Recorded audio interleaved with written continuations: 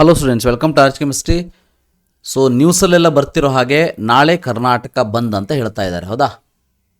So ಆದ್ದರಿಂದ ಬಹಳ ಜನ ವಿದ್ಯಾರ್ಥಿಗಳಿಗೆ ಡೌಟ್ ಏನಂತಂದರೆ, ನಾಳೆ ಯಾರ್ಯಾರು ಯು ಜಿ ನೀಟ್ಗೆ ಸಂಬಂಧಪಟ್ಟ ಹಾಗೆ ಗೌರ್ಮೆಂಟ್ ಇನ್ ಪ್ರೈವೇಟ್ ಮತ್ತು private in private college seat ಸಿಕ್ಕಂಥ ವಿದ್ಯಾರ್ಥಿಗಳು MBBS ಅಲ್ಲಿ ಸೊ ಡಾಕ್ಯುಮೆಂಟ್ ಸಬ್ಮಿಷನ್ನಿಗೆ ಡೇಟ್ಸನ್ನು ಕೊಟ್ಟಿದ್ದಾರೆ.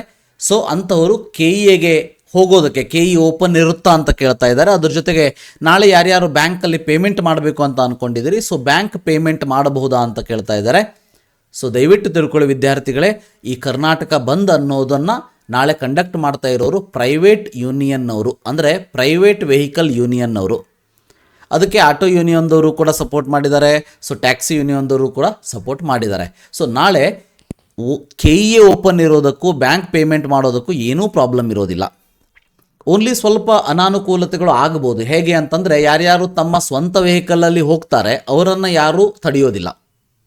ಓಕೆ, ಸೊ ಯಾರು ತಡೆಯೋದಕ್ಕೆ ಬಂದರೂ ಕೂಡ ಅವರಿಗೆ ನೀವು KEAಗೆ ಹೋಗ್ತಾ ಇದ್ದೀರಿ, ಸೊ ನಿಮ್ಮ ಒಂದು ಇಂಪಾರ್ಟೆಂಟ್ ಆದ ಕೆಲಸಕ್ಕೆ ಹೋಗ್ತಾ ಇದ್ದೀರಿ ಅಂತ ಅಂದಾಗ ಬಿಟ್ಟೇ ಬಿಡ್ತಾರೆ.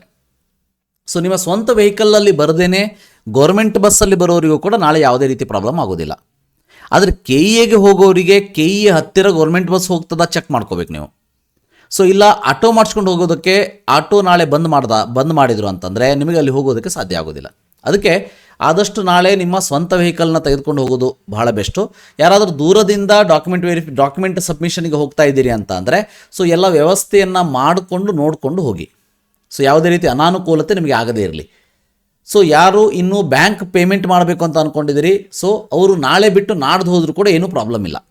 ಯಾಕಂದರೆ ಡೇಟ್ ಅಂತೂ ಎಕ್ಸ್ಟೆಂಡ್ ಮಾಡಿದ್ದಾರೆ KE ಅವರು. ಸೊ ಅಥವಾ ನೀವು ಈಗ ಕೇಳ್ಬೋದು, ಸರ್ ಚಲನ್ನಲ್ಲಿ ಮತ್ತು 11ನೇ ತಾರೀಕು ಲಾಸ್ಟ್ ಡೇಟ್ ಅಂತ ಇದೆಯಲ್ಲ, ಏನು ಮಾಡೋದು ಅಂತೇಳಿ. ಸೊ ಚಲನ್ನಲ್ಲಿ ಇರುವಂಥ ಡೇಟನ್ನು ಕೂಡ KE ಅವರು ಚೇಂಜ್ ಮಾಡಬೇಕಿತ್ತು. ಅದು ಮತ್ತೆ ಸಾಫ್ಟ್ವೇರ್ ಇಶ್ಯೂ ಆಗಿದೆ. ಸೊ ಅದ್ರ ಬಗ್ಗೆ ಏನು ವರಿ ಮಾಡ್ಕೊಳ್ಳೋಂಥ ಅವಶ್ಯಕತೆ ಇಲ್ಲ. ಸೊ ಬ್ಯಾಂಕಿಗೆ ಅದೇ ಸೇಮ್ ಚಲನ ನೀವು 12ನೇ ತಾರೀಕು ತೊಗೊಂಡು ಹೋದಾಗಲೂ ಕೂಡ ಅವರಿಗೆ ಹೇಳ್ಬೋದು, ಈ ರೀತಿಯಾಗಿ ಎಕ್ಸ್ಟೆಂಡ್ ಆಗಿದೆ, ಬಟ್ ಡೇಟ್ ಈ ರೀತಿ ಬಂದಿದೆ ಅಂತೇಳಿ. So don't worry about that.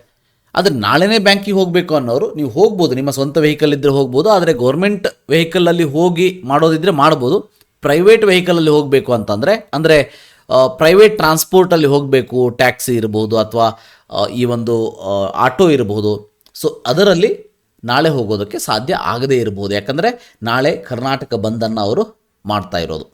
ಅಷ್ಟೇ ಬಿಟ್ಟರೆ ಯಾವುದೇ ರೀತಿ ಬೇರೆ ವ್ಯವಹಾರಗಳಿಗೆ ಇದು ಯಾವುದೇ ರೀತಿ ಪ್ರಾಬ್ಲಮನ್ನು ತರೋದಿಲ್ಲ. Don't worry about that. So ನಾಳೆ ನಿಶ್ಚಿಂತೆಯಾಗಿ ಯಾರ್ಯಾರು KEAಗೆ ಹೋಗಿ ಡಾಕ್ಯುಮೆಂಟ್ ಸಬ್ಮಿಷನ್ ಮಾಡಬೇಕು, ತಮ್ಮ ವೆಹಿಕಲ್ನ ತೆಗೆದುಕೊಂಡು ಹೋಗಿಲ್ಲ ಅಂತಂದರೆ ಎಲ್ಲ ವ್ಯವಸ್ಥೆಯನ್ನು ಮಾಡ್ಕೊಂಡು ಹೋಗಿ. ಇನ್ನು ಬ್ಯಾಂಕಿಗೆ ಹೋಗಿ ಪೇಮೆಂಟ್ ಮಾಡೋರು ಆರಾಮ್ಸೆ ನೀವು ಮಾಡಬಹುದು.